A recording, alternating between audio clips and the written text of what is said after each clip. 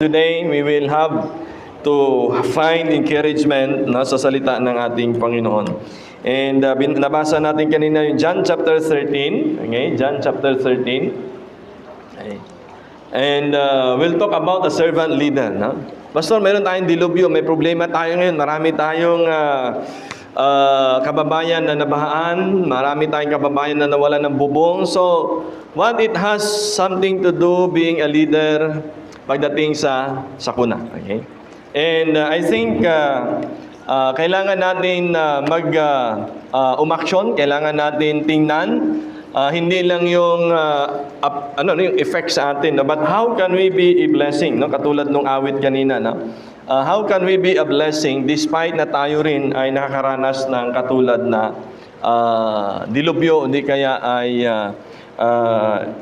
challenges sa ating pong buhay, no? And from the reading sa John chapter 13, no, I believe to many of us familiar kayo na ito po ay account kung saan ang ating Panginoon ay nag-hold ng last feast, a supper, no, para sa kanyang mga disciple, and the next day he is about to be crucified, no? And kung titingnan po natin, no, ito pong event ay kumbaga mayroong tension, no? Kasi, di ba, kung mayroon kang mga bagay na gustong sabihin, gawin, para sa mga mahal mo sa buhay, ay maaring gagawin mo, kahit na medyo ayaw mo pa, basta kung alam mong bukas makalawa ay bilang na ang araw natin. No? So, ito pong event, no, sa ating Panginoon, it was the night when He is about to take a supper with His disciple. No? At dito po ay nakita ng Panginoon na mayroong need. Eh? Kung mababasa po, kung natatandaan niyo po kanina sa binasa natin, ay ang mga disciple ay ready na makipag-dine sa ating Panginoon. And all of a sudden, ang ating Panginoon ay tumayo at tiningnan niya yung mga paa ng mga disciples natin. No? In those days, kapag ka mayroong feast, o di kayo pupunta ka sa bahay ng isang binisita mo, kamag-anak, no? Lalo na kung ito ay panahon na, no? Ng kakain ng umagahan, tanghalian, or hapunan, isa sa mga bagay na kailangan mong gawin, okay, to give respect, okay, doon sa tahanan, ay maghuhugas ka ng iyong paa. Okay? Kasi nga noon sandals lang, wala pang sapatos, wala pang simentado na road. So maalikabok, okay, puno ng dumi yung kanilang mga paa. And the Lord noticed na kailangan that somebody has to address. But napataon naman na ang kanilang host ay walang katulong dahil yun ay break nila. Okay? Kumbaga season of break. And so nobody wanted to do it. Okay? At hindi maganda kapag kumakain ay madudumi ang paa. So Jesus take that initiative upang hugasan yung kanilang paa. But more than that, there is a deeper meaning, which we are about to study ngayong umaga. But as a servant or a leader, the leader of the group, okay, siya yung pinaka-tinitingala na rabbi, teacher, or leader nila, and yet he is the one showing doon sa kanyang mga disciples kung ano yung dapat gawin. Sa mundo, maaring ito ay nakita nyo na, mapansin nyo, o ito ay mismo experience nyo. Sa mundo, sabi nila yung boss ay siya yung tagatulak lang. Okay? Gawin nyo to, gawin mo to. Okay? Ako yung boss din to. Okay? So, yun yung normal, no? Na-experience natin sa workplace natin. Okay? Even sa school, sa community. No? Unlike, kapag kilala mo na masyado, o di kayo masyado kang malapit, o kamag-anak mo yung boss mo, you can treat them like, maaring more than a boss. Eh? But ito yung typical, no? Nakikita natin sa larangan ng mundo, no? Na yung boss is just telling somebody, you do this, natapusin mo to, kailangan ko to. No? Ito yung next day, kailangan, nasa office ko na yan, nasa table ko na yan. So, yung boss yung nagtutulak, no? O di kaya nagsiset ng timetable, o yung yung pwede mong i-accomplish. No? But a leader is different. No? A leader is someone who take the lead. No? Kaya from the word lead. Okay? So nandun ka sa unahan to take that leadership or being a leader. No? And today, hindi lang sa marketplace, no? Even in Christian organization, even in churches, maybe in our church, no? Maybe in some other churches. Okay? we can define a boss or a leader. Yung pastor ba natin, leader or boss? Okay? Si pastor ni puro utos yan. Okay? Or rather, am I taking the lead? Okay? And showing you the lead. Okay? Or showing you the way to take this opportunity. Okay? So, mahalaga na maunawaan natin. No? And I hope that our church will set an example from the leadership. Okay? Kung sino yung ating mga leader sa outreach, sa ministry. Okay? And maybe as a Christian father, ikaw ay leader sa iyong tahanan. Okay? How will you set as an example as a leader? No? So, tingnan po natin sa verse 4. No? And he riseth from supper. No? They're about to take their supper. No? Hindi pa sila tapos. No? From the other account, makita po natin yan sa Matthew, other account. No? And laid aside his garments and took a towel and girded himself. No? And instead na mauna na kumain, instead na hayaan na lang yung kanyang mga disciples, he took his garment and he lay aside his garments and took a towel and girded himself. After that, he poured water into a basin and began to wash the disciples' feet and wiped them with the towel wherewith he was girded. So, mismo yung dala-dala niyang gamit, no? Yung kanyang mismong personal na gamit, yung ginamit niyang pampunas doon sa kanyang mga disciples. No? So, many times, ito po ay pinipicture na humility. No? Yung pagpapakumbaba ng ating Panginoon. Bilang leader, ikaw yung maghuhugas ng paa ng iyong mga pinaglilingkuran. No? Somehow, I think it's very visible na it's an act of humility. Okay? But more than that, okay, it is actually perceiving the need. Okay? Nakita ng Panginoon una yung need. Okay? So, kung tayo, no, bilang mga simpleng mamamayan, okay, katulad ngayon, no, sa nangyari sa paligid natin, andun ba tayo para sisihin yung, sana yung mga flood control project natin? Okay? Nagkulang yung pag-asa natin sa pagbigay ng abiso sa atin. So we tend to point our finger to somebody. No? Pwedeng sabihin ng Panginoon, saan yung katulong? Saan yung dapat naka-assign na maghugas ng paa? Kasi nga, sa bawat tahanan ng middle class to upper class, sa customs nila noon, ay mayroon silang katulong na siya po ay naka-assign lang para maghugas ng paa ng mga bisita. Can you imagine? Okay? And that is considered to be one of the lowest job. Okay? So, pwedeng magtanong, maghanap, pwedeng magturo ang Panginoon na, Peter, ikaw muna, hugasan mo yung mga paa namin. O di kaya, mga kapatid, magsihugas kayo muna ng inyong mga paa. Okay? So, bilang leader, ang ating Panginoon is quick to realize ano yung need. I believe sa ating pong tahanan, no? Mayroong 5 magkakapatid, 3 magkakapatid, o di kayo 10 magkakapatid. At mayroon kayong assignment, taga-hugas, taga-igib, taga-plancha, taga-walis. Eh? Pero kapag ikaw ay nakakita ng pangangailangan o kailangang i-address, no? Do you have to wait for somebody to take his initiative? Or rather, ikaw mismo na nakakita ng need, would you like to take that initiative? Kasi in our community, sa ngayon, I think we need more of a leader. No? Katulad ng ipinakita na sa atin ng Panginoon. Nung nakita niya yung need, He just act. Eh? Hindi siya nag-antay na utusan, hindi siya nag-antay na mag-utos din sa iba, hindi siya nag-antay na, matapos na lang ng pagkain and then, wala lang. Eh? But the moment na nakita ng Panginoon yung need, He act upon it. Eh? So I think not because we are a Christian, but as an individual, and responsible individual, umpisahan natin sa loob ng tahanan. Let us act whatever need na nakita po natin. Amen? O ba sabihin nyo, ay hindi ko yung assignment. O may papasok ka sa school, okay? At hindi nyo, madumi yung room nyo, ngunit hindi yung araw ng schedule mo para maglinis. So, kailangan mo ba mag-antay ng another group of people para gawin yung isang bagay na pwede mo namang gawin? See, as a Christian, I think we have to be quick, no? Para makita ano yung need. Ano yung need dito? Okay? I think, papunta dito, marami kayong nakitang mga kailangan. No? May punong natumba, mayroong posting walang... Huwag natin pakialaman, baka makurinti kayo ito. Okay? But I think there are small needs or small things na kaya mong i-address, and don't wait for somebody to tell you how to do it, but rather take an initiative in doing it. 2 weeks ago, pinag-aralan po natin si Nehemiah. Okay?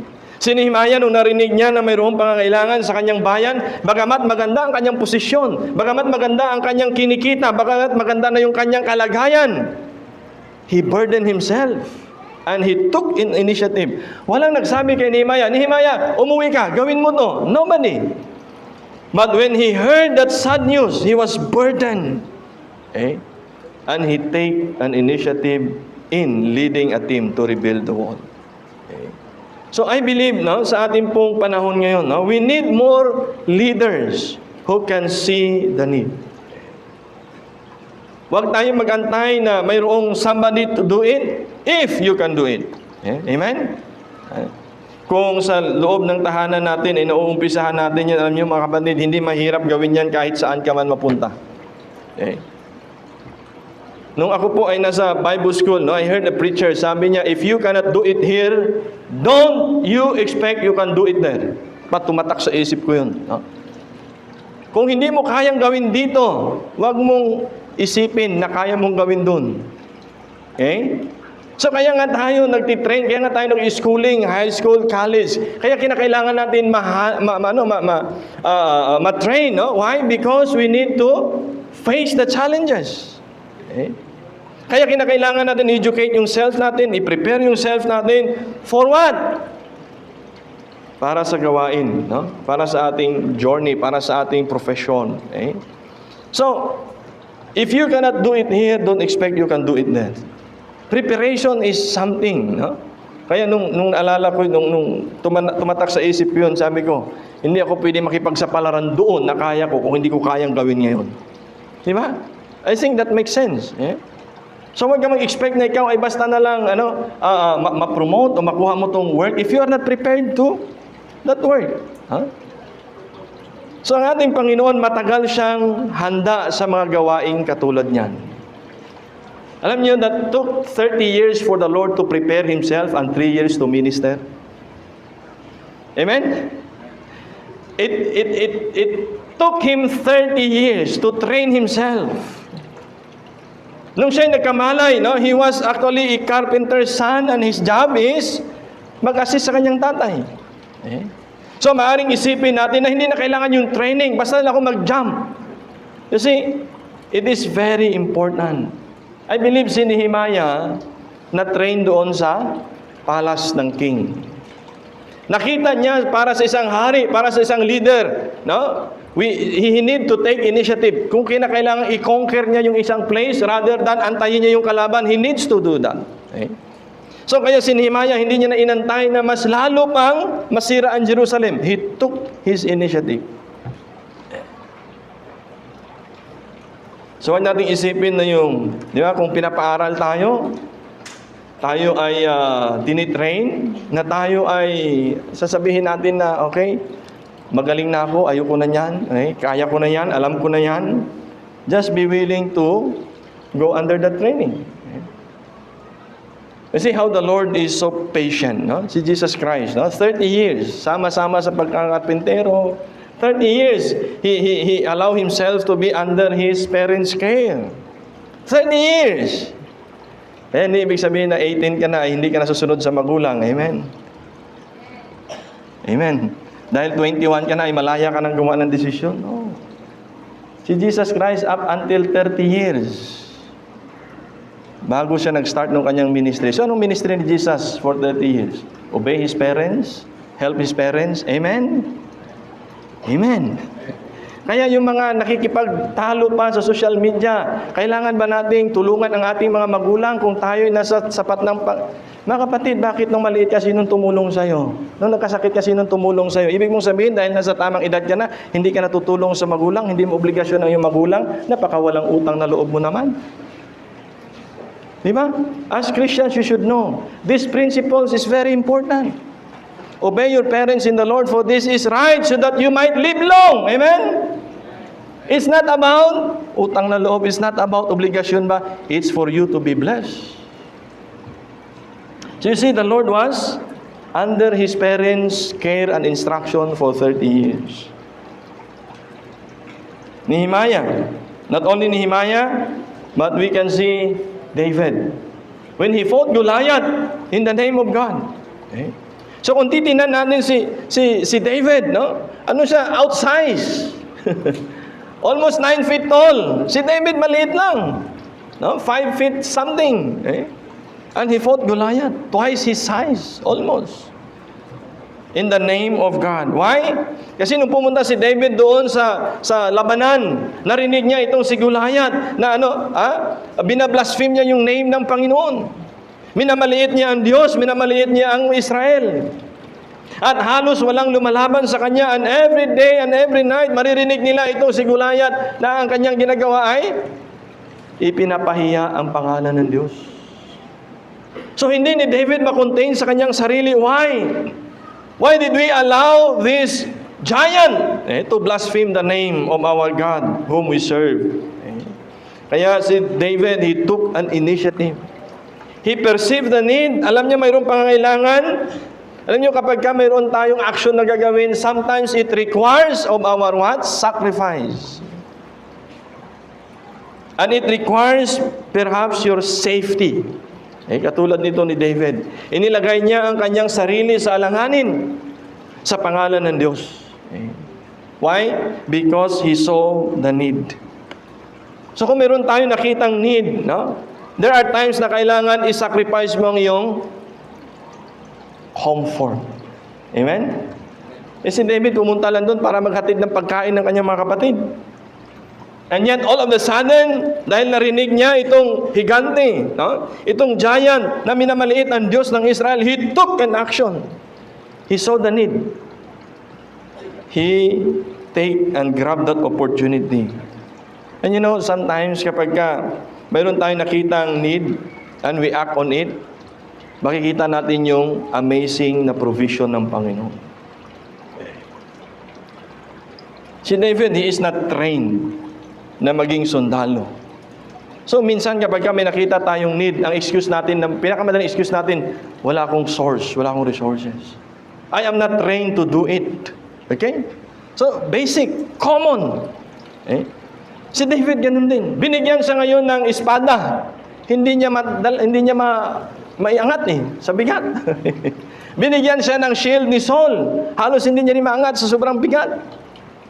Di ba? Binigyan siya ng balut okay? Binigyan siya ng kasuotan. At sabi niya, no, I am not used to it. So anong ginawa niya? Iniwan niya lahat and then dala-dala niya yung kanyang sling. So ano yung punto? Ano yung mensahe doon? Kasi kapag binigyan ka ng Lord ng burden to do something, He will also equip you. Si David, he didn't realize na yung kanyang pagbantay sa karnero, yung pag-train niya sa sarili niya na patamaan yung bear, yung patamaan yung mga kung anong hayop na gustong lapain yung kanyang alaga. Tinrain si David that way. So yung training natin, pwedeng gagamitin ng Panginoon to advance His kingdom. So David fought Goliath in the name of God. He saw the need. Esther jeopardized herself. Nung narinig ni Esther, mula kay Mordecai na papatayin ni Haman yung mga Israelites. At siya'y nagtayo ng gallows, no? Para ang mga Israelites ay kanyang pagpapatayin. And so Esther, anong ginawa ni Esther? Sabi niya, Mordecai, tell our people to pray and fast. Tell our people to beg God. Tell our people that God will spare my life. Dahil kahit walang utos ang hari, lalapit ako sa kanya at sasabihin ko ang concern.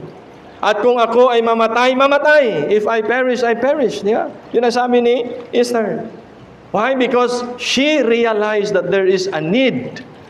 Pero nakita niyo po, dahil sa pangangailangan ng mga taga-Israel, na sila'y maligtas, inilagay ni Esther ang kanyang sarili sa alanganin. Nung panahong iyon, mga kapatid, para maunawaan natin, kung hindi kayo papatawag ng hari, Hindi ka pwedeng lumapit kahit na ikaw asawa na. Okay. Ngayon naman, kung maglalakas loob ka na papasok at makiusap o kausapin ng hari, no? Aantayin mo na yung kanyang scepter ay kanyang itaas. Pag hindi niya itinaas ang kanyang scepter, pwede kang patayin ng gwardya. Imagine that. So walang utos ang hari na si Esther ay lalapit. But because Esther realized that there is a need. Kinakailangan kong kausapin ang hari. Pag hindi ko kinausap ang hari, papatayin ni Haman ang mga kababayan ko. So si Esther ngayon ay naglakas ng loob, pinilagay ang kanyang sarili sa bingit ng kamatayan because she realized that there is a need. So kung meron tayong nakitang pangangailangan sa loob ng tahanan, sa komunidad, sa workplace natin, do we take that initiative? Ay, teka lang pastor, hindi ko trabaho yan. Teka lang pastor, mapapagod na ko. Pastor, walang extra, extra allowance, walang extra additional na income dyan. Are you willing to take the risk to address the need?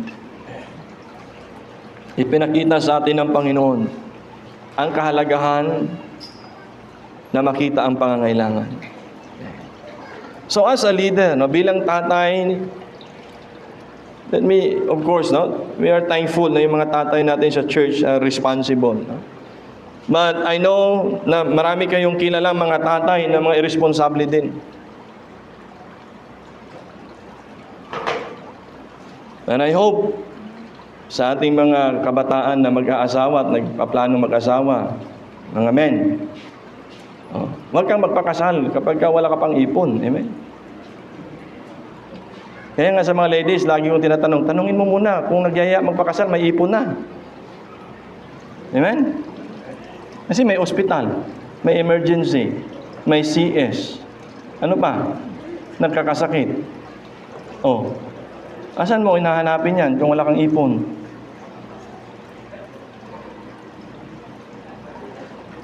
Men, be responsible. Amen? Money. Okay. Men pala, men. Many. So, you see, we should develop, we should train responsible leaders, lalo na mga tatay at magiging mga tatay. You are a leader. Tatay kayong leader sa loob ng tahanan. Amen? Ay, men. Kayo ang leader. At kayong mga nagbabalak mag-asawa, magiging leader ng asawa mo, ng mga anak mo. Kaya nakakalungkot, no? Ito, PSA, Philippine Statistic Authority result. Sino pa ba nasa PSA natin ngayon? Alam ko si Brother Edward dati. Sino ba nasa PSA? I-double check nyo. Sabi ng PSA, 57% ng mga kabataan ngayon. Ng mga kabataan.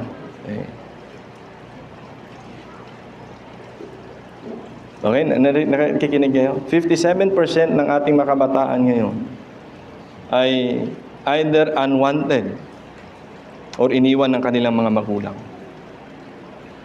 No, sabi ko nga, let us correct the word unwanted. Kasi nung inisip mo yung gawin, hindi mo sinabing, I don't want it. Tapos ngayon, tatawagin natin yung mga bata, unwanted child. I'm telling you this, young people, please do not contribute to this group of people later on. Don't say they are unwanted. Kasi masaya kang ginawa yan. Ginusto mo yan. Tapos sasabihin mo, these are unwanted children. Well, I think because men are not trained to become leaders. Okay. Kaya kapag hindi na nila kaya, basta na lang aalis, hanap na naman ng iba. Iwanan yung anak. Iiwanan yung binuntis.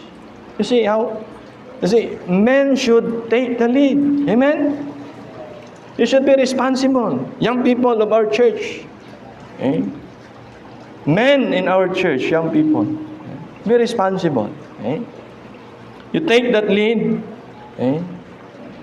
And don't allow yourself to be one of those who are called irresponsible.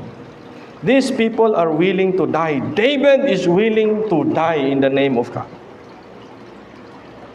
Nehemiah is willing to take the risk. And also Esther. Esther is willing to jeopardize herself. So itong mga tao, nakita nila yung need. And they're a leader. Hindi ibig sabihin na si Esther ay babae, hindi siya leader. She's a leader. Okay? And she realized how important it is, mga kapatid, to become a leader. You see, and as a leader who took an initiative. You see, napansin niyo po yung tinuturo niya na butas. Butas po yan sa bangka. Okay? And that is a true story. Isang araw, yung mag-ama ay gustong mag-boating. No? But then, na-realize ng tatay, sabi niya, sa isip, okay, may butas yung bangka, hindi pwedeng maglayag. So, hindi siya umalis, knowing na kailangan niyang i-repair itong bagay. No? But with them ay ang kanilang driver. At hindi sinabi ng tatay sa kanyang anak, na anak, hindi tayo pwede maglayag kasi nga wala pang, hindi pa natin naayos yung butas sa ating bangka. Okay? O sa kanilang gagamiting parang kayak. Okay? Hindi pala bangka, kayak. No? And then sabi ng kanyang tatay, maaring bukas na lang. No? Pero sa excitement ng bata, dahil hindi niya naman alam na mayroong butas, at excited siya, nihaya niya yung kanilang driver. Sabi, kuya, tayo na magkaya kasi si tatay hindi available, tayo na lang. No? But thankfully, okay, before the tragedy happens, yung driver nila, nung nakita yung maliit na butas, ay kanyang nirepair. Nung nalaman ng tatay na nawala yung anak at yung kanyang driver at nawala yung kayak, sabi, nako, naisip niya tragedy. Naisip niya pwedeng nawala, namatay, o nalunod na sila dahil dito. Okay. To his surprise, in the afternoon, dumating yung kanyang anak at yung kanyang driver. At sa kanyang tuwa na nakitang sila'y buhay pa, sinalubong niya yung kanyang driver at yung kanyang anak at bilis tiningnan niya yung butas kung na-repair o hindi. And to his surprise, naayos yung butas, kaya pala hindi sila nalunod. Ano yung lesson na magandang pwede natin matutunan? Kahit maliit na bagay yan, kung nakita mong kailangan i-address. Kahit na maliit na bagay at hindi ka inutusan, hindi ka pinakiusapan at nakita mo kailangan as a leader sa tahanan o maybe anak ka, hindi kaya ikaw ay student, ikaw ay working or worker sa inyong office, can you just for a minute take an initiative to address the need? Don't wait for somebody to tell you. Okay? Just take the need. Realize and address it. So, the most important thing is when you perceive the need, you address the need. O pwedeng makita mo yung pangangailangan, pero sasabihin mo, open wire, bahala na. Yeah, buti nga dito sa nakaraang gabi, no? Nung ako ay lumabas, re-rescue ko sila, Ate Lisa, nasa Maitim, nasa ospital, no? Lumabas ako para sila isunduin, tapos buti na lang, nakita ni Princess sa daan, live wire. So somebody naglagay doon dito yung poste, tapos ng signage, no? At least may naglagay, may nag-take ng initiative. Kung hindi, baka nung hinanap kami sa bahay, mga tigas na kami doon. And then along the way, nandito na kami sa bandang baba, mayroon naman nakasalubong sa amin. Sabi niya, sir, hindi kayo makakadaan doon. Balik na lang kayo. Sobrang lakas ng agos ng tubig. So, balik kami. Okay. So, dadaan sana kami doon uli sa kabila. Nagtanong na naman kami, hindi kayo makadaan. So, nag-text ako, tanong dito sa kabila, hindi rin kayo makadaan. Hindi, uwi kami. Well, thankfully, somebody addressed the need. Kung siguro, sa takbo ko na madilim na, mabilis. Alam niyo na, paggabi na, malabo ng paningin natin. So, buti na lang may somebody who addressed that need. Maaring marami ang nadisgrasya, maaring marami ang pwedeng naka-damage pa ng iba, okay? But somebody has to address the need. Doon nakita ng Panginoon, madudumi yung kanilang paa. He took an initiative to address the need. Again, sabi ko nga, pwede siya maghanap ng katulong. Pwede niyang tanungin yung may bahay, okay, meron ba kayong pwedeng i-hire na servant just to wash our feet?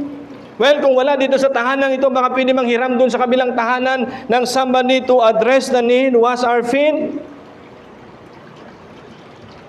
But Jesus took that initiative. So kapag mayroon tayong nakikitang pangangailangan, why don't we just take an initiative to address that need? Marami tayong nakikitang may pangangailangan, may mga batang nagugutom, so what now? Yeah. Pastor, wala akong kakayahan. Well, yes, tayo walang kakayahan, but I think God can use somebody to address that need. Okay. So after that, he washed their feet and had taken his garment and was set down again. He said unto them, Know ye what I have done to you? Ye call me Master and Lord, and ye say, Well, for so I am. Okay. That's who I am. I am your Master, yes. But may mensahe ba kayong natutunan doon sa ginawa ko sa inyo? You call me Lord? So there are times, no, i-challenge para sa ating mga leader or sa ating mga magulang din, no? Tatay, nanay. To see and address the need. Kasi kung titingnan natin ang ministry ng ating Panginoon, of 37 miracles, tingnan niyo po mga kapatid. Unang miracle ng Panginoon, He turns water into wine. Ito yung laging ginagamit ng mga gustong manginginom at maglalasing. Sabi na, Pastor, tingnan mo naman. Ang Panginoon nga, ang una niyang miracle is wine. So, anong ibig sabihin nun? Ang mensahe ba ng Panginoon, inom tayo ng inom? Hindi, mga kapatid. Actually, nung nagkaroon ng miracle when Jesus turned the water into wine, it was when Jesus realized that there is a need. Ano yung need? Yung wine. Pastor, paano naging need yung wine? Kasi mga kapatid, sa kanilang customs and traditions, bilang mga part ng Western at saka Middle East, okay? Sa kanilang hapagkainan, kailangan may wine. Lalo ito ay kasal, tapos naubusan ng wine. So, pwedeng mapahiya yung ikinakasal. Ba't wala kayong wine? Hindi ito alkoholika. Ito yung mga fruit wine. Amen? Kaya baka mamaya sasabihin nyo, teka lang, makadaan ng Alphamart. May Nobilino yata doon. So instead, nahayaan ng Panginoon na mapahiya yung ikinakasal na wala na silang maserve na wine, the Lord Jesus asked them, may magdala kayo dito ng mga tubod. Alam niyo yun? Oh. And then, punuin nyo ng tubig. At saka nagkaroon ng miracle, naging wine yung tubig. So the Lord addressed the need, hindi yung wants ng tao. Ngayon, tinan mo nga naman, sumemplang na nga yung truck ng Binabi. Ano yung Binabi? Beer na beer. Sumemplang na, kinuha yung mga case, hinayaan na lang yung driver tsaka pahinante. Oh, bakit? Somebody wants that inumin. But when Jesus make miracles, He addressed the need. Are you with me? Amen? So, walang excuse mamaya na pag-uwi nyo, baka meron na kayong mga pula-pula na bitbit. When He turns water into wine is when the Lord Jesus addressed the need. He heals the official son. Nalala nyo, pinag-usapan natin yung centurion. Di ba? Pinagaling ng Panginoon. He drives out the evil spirit. He heals Peter's mother-in-law. Amen? Kaya hindi po naging papa si Peter. Meron siyang mother-in-law. Amen? So kung may mother-in-law ka, ibig sabihin may asawa ka. Hindi naman pwede may mother-in-law ka, wala kang asawa. Di ba? Oh. So, kung titinan niyo po itong miracles ng Panginoon, it was when He addressed the need. Noong nakita ng Lord may pangangailangan, hindi siya nagsabi, oy, gawin mo to. Oy, ikaw gawin mo. Oy, ikaw kaya mo na yan. No, He do it by Himself. Okay? So siya muna. Kaya nga sabi niya sa kanyang mga disciple, ngayon nakita niyo na, ako bilang master niyo, ako bilang Lord niyo, I have done this to them or to you. Then sabi ng Lord, do it yourself. one to another. The Lord address the need. Naalala niyo po, nung mayroong storm, He calms the storm. So when there is need, Jesus is quick to address the need. Hindi sinabi, okay, pag-pray natin isang linggo, tayo mag-fasting na isang buwan. Ito yung sinasabi ko po mga kapatid minsan, please don't get me wrong and don't misinterpret me. If there's a need, and you think, and you believe that there is something for you to do it, jump on it. Don't wait until it's 1 week or 2 weeks or 1 month. Hindi sinabi ng Panginoon, nung nakita, walang wine, ay siya, maglagay ko dyan sa tubod, ipag-pray natin isang linggo. Ngayon, kailangan. Nung nasumpungan ng Panginoon, yung centurion servant na may sakit, hindi sinabi, o siya, umuwi ka, mag-fasting ka muna.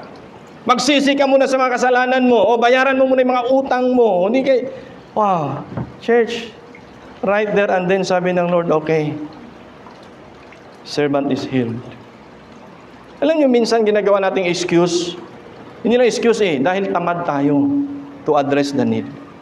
Aminin natin sa sarili natin. Bakit? Kasi, imbis na ipahinga ko, itatrabaho ko pa. Pastor, hindi gagastos ko sa sarili ko, ibibigay ko pa. You see, to address the need, it needs you to be in uncomforted zone. Kaya minsan sasabihin na lang natin, meron niyo akong sariling problema, bahala na sila dyan. Yeah? See, 37. Heals the sick in the garment's torch. He heals the demon-possessed on the Gentiles' daughter. You see, lahat po yan mga kapatid. Nung nakita niya yung mga taong gutom, he just say, okay, find a food. Sabi ng tao, yung kanyang disciple, Lord, yung meron tayo dito, hindi kasya. Di ba? So, you see, church, allow God to use you, perform His miracles. Pastor, may miracle pa bang Panginoon yun? Yes. Isn't our feeding a miracle? Amen? Isn't our scholarship a miracle? It is. Okay? Kapag binalikan ko lagi, maging yung gawain natin, yung mga outreach natin, sabi ko, Lord, indeed, it is a miracle. You have to realize that God will use you and can use you, so you will experience miracles. Sino yung mga kapatid? I think na-remember nyo yung story ni Lazarus nung binuhay siya ng Panginoon. Okay? Sabi ni Martha, ni Mary, Lord, kung nandito ka lang, hindi sana namatay si Lazarus. Okay? Pero sabi ng Panginoon, anong instruction ng Lord? Buhay yun. Hindi yun namatay, natutulog lang. Anong unang instruction ng Panginoon? Alisin niyo yung bato. Tama? Di ba? Amen? Alisin niyo yung bato. And then, sabi ng Lord, Lazaro, come out. Kung ngayon kaya, sino kaya sample natin? Niya? Sabihin natin kay Rhea, nandito ba? Rhea, alisin mo yung lapida. Nanay Tere, labas. Hindi nagtakbuhan tayo. Now, ano yung punto doon? Bakit hindi lang sabihin, Lord, mabubuhay mo ngayong patay, yung bato lang hindi mo maalis? Come on. Anong mensahe doon mga kapatid? Para ma-realize, makita, ma-experience mo yung miracle ng Panginoon, umaksyon ka din. Amen? Sumunod ka muna, umaksyon ka muna. Sabi ng Lord, alisin yung bato. Lazaro, labas. Di ba? Ay, yung mga leper, yung 10 leper, sabi ng Panginoon, punta kayo doon sa temple. You show yourself to the priest. Lord, bakit dito? Sabihin mo lang gumaling-galing kami. Ba't pa kailangan pumunta doon? Do your part and God will do His part. Amen? Di ba? Lagi natin sinasabi, do your best and God will do the rest. Okay? So, of many miracles na ginawa ng Panginoon, mayroong participation yung tao o yung mga disciples niya sa kanyang paligid. Okay? So church, if you are given an opportunity to address the need, don't hesitate to address the need. Every act of kindness creates a ripple effect. Yeah, it creates a ripple effect. Subukan mo maging masungit. Okay? Pagising mo sa umaga, nagkakaroon ng ripple effect yan. Yeah? Yung mga kasama mo sa bahay, masungit din. Pati kapitbahay mo, nagsusungit din. Pagdating mo ng school, ako. Pagdating mo ng work, apektado. Okay? Pero if you do kindness, it ripples. Amen? Yeah? So, alalahanin natin yung sabi ng Proverbs 11:25. Okay? Pwede ba natin basahin ng sabay-sabay? Ready, start. The liberal soul shall be made fat, and he that waters shall be watered also himself. Napakahalaga niyan. Church, huwag niyong hayaan, hindi niyo ma-memorize tong verse na to. Kasi ito ay principles. Okay? Biblical principles. Okay? So kapag yan ay biblical principles, pag sinunod mo yung prerequisite, automatic dadating yung result. It's a byproduct. Okay? So, it's a principle. Okay? And so, the liberal soul shall be made fat. Ibig sabihin ng liberal soul, yung cheerful giver. Ano yan? That means generous. Okay? So, a generous person shall be made fat. Ayoko na. Ay, kung titingnan mo, it's the opposite. Yeah? Generous ka, tapos ikaw pa yung lalago. Ang alam ko, pagka gusto kong lalago, akin.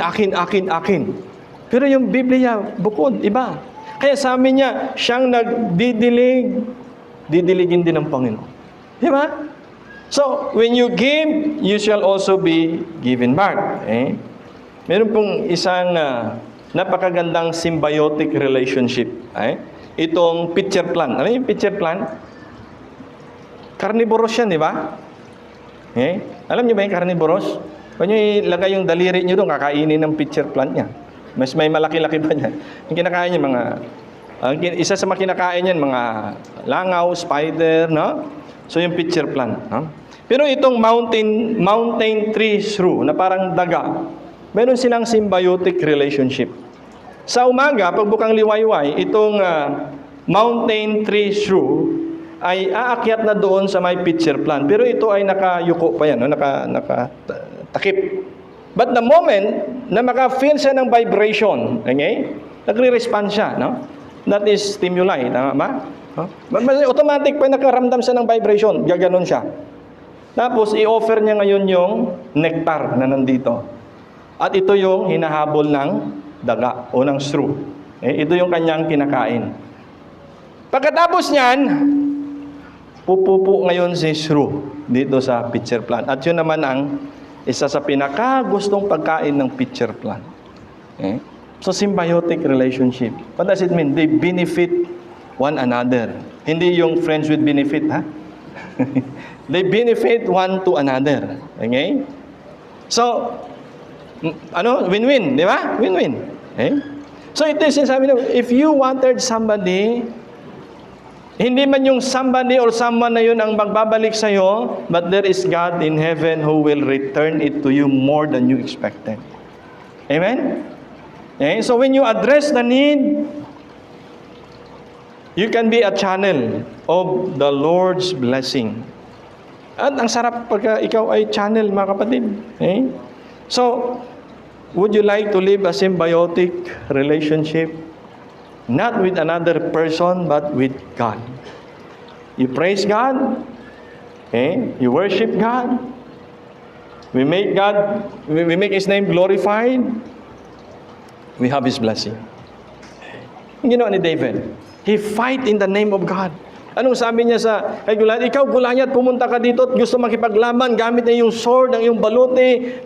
But I came to fight you in the name of God. Of the living God. Okay? So he magnified the name of God in the midst of his enemy and in the midst of the Israelite people.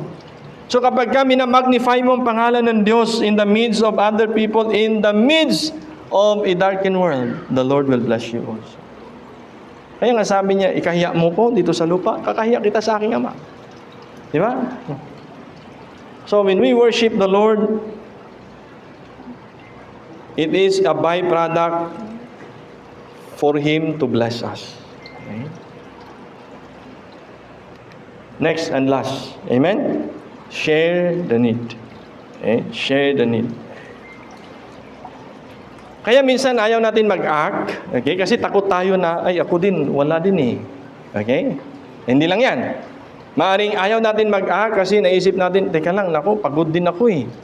Ako din may need. Ako din gusto mag-rest. Okay? So, you should share the need to somebody who you believe can do it also para sa iba. Ito yung ginawa ng ating Panginoon. Tingnan niya, if I then, kung ako nga, your Lord and Master, have washed your feet. Parang pakonsensya din, di ba? Ako nga, na kinikilala niyong Master, na kinikilala niyong Lord, hinugasan ko ang inyong mga paa. Ye also ought to wash one another's feet. Ito ngayon ang kailangan niyong gawin. Find somebody where you can also wash their feet. Ito may literal na nakita mo ng tao, ay, halika, hugasan ko yung paa mo. Nasaan na, halika, ay, bani, halika, kapit ba, kaibigan, mare, pare, halika, hugasan ko yung paa mo. It's not about washing somebody's feet literally. It's about looking and addressing the need of someone. Kung pwede kong hugasan lahat ng mga paa nyo, gusto niyo yan? Di ba? Mabigat, di ba? Minsan sabi niyo, Pastor, nakakahiya naman. Nung hinugasan ko ngayon paa ni Gabriel, gamais yung luha niya. Pastor, wag. Sino pa ba yung paa hinugasan ko? Ang dami nila eh. Kasi sometimes para sabi, Pastor, wag mo gawin sa akin yan. It's not just about washing our feet literally. It's about looking at somebody's need. Paano ba ako makatulong kay ganito? Paano ko ba siya matulungan? O di kaya, sometimes nakita natin yung need, but we are so callous. Our heart are already callous. Sasabihin pa natin, ako nga, may need din eh. Ba't ko siya tutulungan? Di ba? And then, maalala mo nung nakaraan, minura ako niyan eh. Ba't ko siya tutulungan? Yeah? Hindi ako kinamayan yan eh. Naalala mo na lahat ng nagawa niya sa'yo. You see? So typically, our human nature is what? Proud. We are proud. Okay. So I hope, church, today, we will realize the need. Sabi ng Panginoon, for I have given you an example. Now you have seen me do it. That you should do as I have done to you. Gawin nyo na ngayon. Kung ano yung ginawa ko sa inyo, gawin nyo din. Meron tayong member sa church now. Once, bumiyahe kami ng malayo, kasama ko siya. And then, sabi niya, Pastor, why are you doing this? Ba't ka nagsasakripisyo? Haba kasi ng biyahe namin, Tawid Islands. Pastor, ba't mo ginagawa ito? Pwede ka naman doon na lang sa church natin. Naka-aircon naman yung office mo. Mas maganda yung nandun ka lang, di ba? Bakit mo kailangan gawin to, Pastor? Sabi ko, so that in the days to come, gawin mo din to sa iba. Yun lang, sinabi ko sa kanya. And now, I am seeing him na nag-grow sa Panginoon. Upang gawin mo din sa iba. Sabi ng awit kanina, di ba? Our life should be our example. Our testimony. Kung ano yung ginagawa natin, dapat yun yung nagpipreach. Amen? For I have given you an example. So church, I hope titingnan natin, and we should also realize, watch ourselves, na mayroon pala nakatingin sa paligid natin as we do serve God. Amen? Okay. So hindi lang bilang nanay, bilang tatay, hindi lang bilang anak sa loob ng tahanan, but as a leader.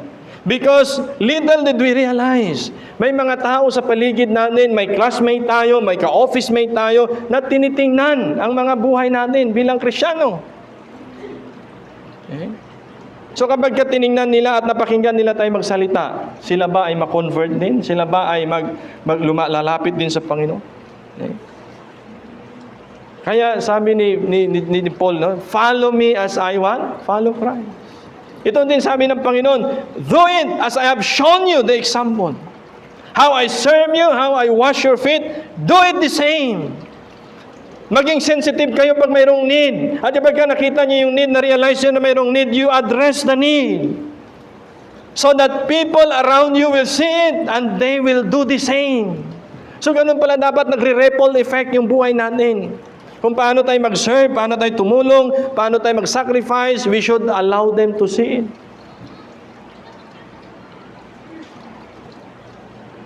I thank God, no, sa ating mga drivers. Minsan, hating gabi, madaling araw, pag tinatawagan, emergency, di ba? Have you realized how they sacrifice? Imbis na napapahinga sila. Imbis na enjoy nila yung lux and comfort of life sa mga members natin na nagda-drive. Di ba? Nagpapagamit ng sasakyan. Amen? Kasi sana sarili na lang nila dalhin nila sa church pero nag-o-offer sila, sige ako nang susundo, sige sasakyan ko nang gagamitin. Kaya nga dumadami sasakyan natin eh. Amen? Di ba? Oh. Sa sunod, ano na lang, pump boat naman. Bakit? Mga taga-Tagumpay, hindi makadaan kahit may sasakyan. Ano sa ibang ka? Yeah? Ha? Pump boat. Oh. Kasi bili tayo bukas. Yung ano muna, yung pang sa TV. Di ba? Kasi naisip, alam nyo kami ni Princess, sabi, saan tayo dadaan? Okay? Siya yung guide ko eh. Yung ingay-ingay pa. Bangga tayo. Hanap ka ng paraan saan tayo makatawid. Kasi baka hindi na sila makalusot. Kahit may sasakyan ka pala, hindi ka rin makarescue. Uwi na lang ako sa bahay. Tambay na lang ako doon. Okay, palipas tayo 1 hour bago tayo makatawid. Yeah? Ipinaangat ko pa yan ng 2-inch lift para ako pang rescue. Aba, iyabang ko. Kaya yan! Sabi, Pastor, kahit truck, hindi makadaan. Ay, uwi tayo. Diba? So siguro kulang pa yung taas, no? Taas-taasan pa natin konti. Pump boat na lang. So, let us be sensitive to the need. I know many of you ay nag-sacrifice nung panahon nitong bagyo. No? Dito kayo sa amin, di ba? Yung ating lugar doon sa Tagumpay, naging evacuation center. Di ba? Yung iba naman, relief operation. Di ba? So, hopefully, we will be sensitive to see the need as a leader. Okay? And don't just tell them what to do, show them how to do it. Nung naglilinis kami sa bahay bago pa magbagyo, binigyan ko siya ng assignment, isa-isa sila. Then sabi ko, Paul, ito sa'yo, Paul. And then si Bril, nakita ko si Bril, nag-ice cream lang eh. Sabi ko, Bril, halika. Sabi ko, ito sa'yo, assignment mo to. Hindi ko alam yan. Ito yan, gagawin mo. Okay?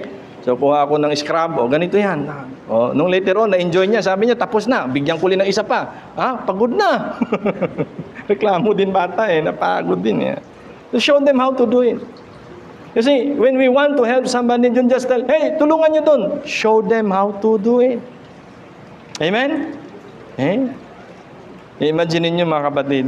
Ngayon, isa tayo sa mga bansang may mataas ang rate sa malnutrition.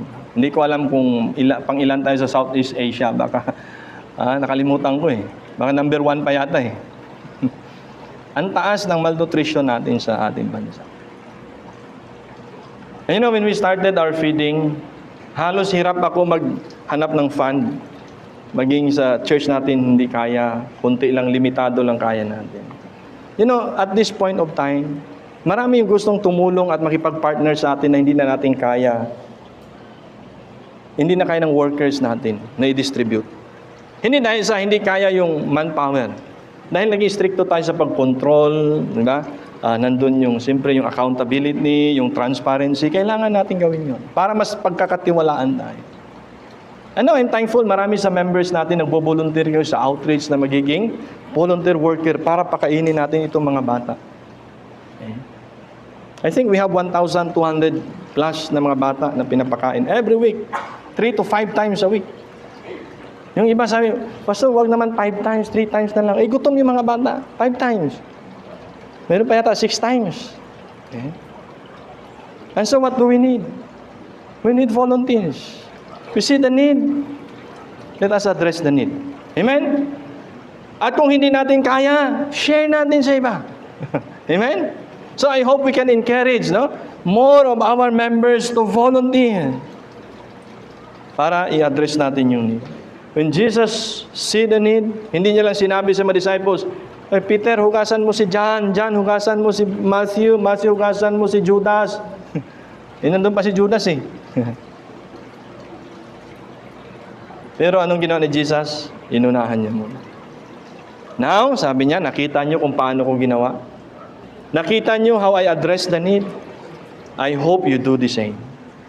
Hindi ibig sabihin na wala kang resources, hindi ka magagamit ng Panginoon. God can use us in an amazing way. Okay? Don't just tell them. Show them how to do it. Demonstrate to them. So there are two things I want you to realize, that leadership is not about position, but influence and setting as an example. At mahalaga ito sa loob ng tahanan. Hindi lang yung posisyon ng pagiging nanay, hindi posisyon ng pagiging tatay, hindi posisyon ng pagiging kuya, para utos-utusan yung pangalawa, pangatlo, pang-apat, at si bunso ang kawawa. Pero parang hindi ganun, no? Spoiled nga si bunso, sabi nila. Daming nag-agree, Okay? So, it's not about position, it's about influence. And our one example as a leader. Example as a father, example as a nanay, example as an ate, kuya, example bilang classmate. Yeah? Example bilang office mate. So set as an example. And a leader can easily spot the need and take the initiative to address it. So mali sabi mo, leader ako sa amin, sa organisasyon, ako yung leader. Are you quick to see the need? Or leader ka lang dahil ikaw yung pinakamatanda, ikaw yung pinakamayaman, ikaw yung pinakauna. But as a leader, spot the need and take the initiative to address that need. That means you have to parade that passion. Ano yung passion mo? Okay? You have to parade, share it to other people. Okay? Pero hindi lang na i-share, you do it yourself and show them how to do it. That's a kind of leader Jesus is showing us today. So as your pastor, I hope, and my prayer is that I'll set as an example. At sa ating mga pastors, full-time workers, volunteers, every Christian should realize, okay, para tayo magamit ng Panginoon, let us be a servant leader. Alam niyo, funny, dahil bago itong event na ito, mga kapatid, ang mga disciple nagtatalo-talo. Ano yung pagtatalo nila? Sino kaya sa atin yung nasa kanan? Sino uupo sa kanan? Ano ba? Sino kaya yung greatest in the kingdom of God? You see? So, human perspective ng mga disciple is that kung yung nasa kanan, sa yung right hand, sa yung leader. Di ba? Kaya nag-uunahan siya, sino kaya? Pwede ako, dapat ako dun. Sino kaya nasa kanan? And then, another question is, who shall be the greatest in the kingdom of God? Ano sabi ng Lord? Unless a man will become like these little children, they shall be the greatest in the kingdom of God. Di ba? Unless a person is willing to serve another, is the greatest in the kingdom. You see, ang human perspective is that, ako yung leader, I have servant. 10 servant ko, 20 servant ko, ikaw yung leader, gawin mo to, gawin mo to, gawin mo to. That's human perspective of a leader. Diba sabi ni Jesus Christ, the greatest shall be the servant of all. It's the opposite of the human understanding. Human perspective. The greatest is the servant. And church, ipinakita ito ng Panginoon sa atin. Sabi niya, I, being your Lord and Master, I serve you. I wash your feet. You see? So I hope today, we will not aim for that position as a leader, but the function of a leader. A servant. Willing to serve everybody. Willing to serve anyone. Willing to serve the community. Willing to serve the family. But there are times that we have to fight against our ego and our pride. Hindi, ako na po-provide dito sa pamilyang ito. Ako dapat ako dapat masusunod. Ako may mas malaking ambag dito. Ako dapat president. Di ba? Ganon sa company. Ako ang may malaking share, 51 share. Kaya ako dapat ang CEO. Ako dapat ang COO. Hindi kaya Ako dapat yung pinakamataas. You see? That's how the world functions. But the Lord is the opposite way. And lastly, you see, again, sabi ko kanina, the washing of feet is not just about humility. But the washing of feet is the picture of Jesus' blood that wash and take it away our sins once and for all. Amen? Okay? Kaya nga sabi niya kanina, he that has already washed, need not to be washed again. Kapag ka nahugasan niya, hindi na pwedeng hugasan uli, ang sabi ng Panginoon sa kanyang mga disciple. And that is the picture of His blood. Na kung tayo ay nahugasan na ng dugo ni Kristo, hindi na kailangang hugasan pa muli. Kung tayo naligtas na sa pangalan ng ating Panginoon, sa pananampalataya natin sa kanyang pangalan, hindi na tayo muling tatanggap muli kung tayo nakatanggap. Kasi that's the picture of His foot washing. Address the need, realize the need, address the need, share it. Hindi kailangan na ikaw lang ang magsusulo. Hindi kailangan na ikaw lang gagawa niyan. You should share to somebody. And tell them to do the same. Hey, gawin nyo rin to. Pero wag mong wag mong iutos, wag mong iasa sa iba if you yourself are not willing to do it. Again, tingnan natin si Nehemiah. That burden starts when he heard the news that there is a need. And he acted upon it. Ngayon, ang pangalan ni Nehemiah ay lagi natin pinag-uusapan. At ang mga pangalan ng tumulong sa kanya ay nasa aklat ng talaan. Kaya ang sabi niya doon sa kanyang mga persecutor, di ba? Wala kayong kung anuman sa aming gagawin. Di ba? Si Sanballat at si Tobiah. Sabi ni Nehemiah, sa gagawin namin ito, wala kayong kung anuman. Pero sa mga tumulong, naitala sa aklat ng talaan. You see, the Lord acknowledge our work. The Lord acknowledge our functions or actions. And also, we realize that David, in the name of God, made a remarkable fight against Goliath. So, kung nakita natin yung need, hindi ibig sabihin capable ka.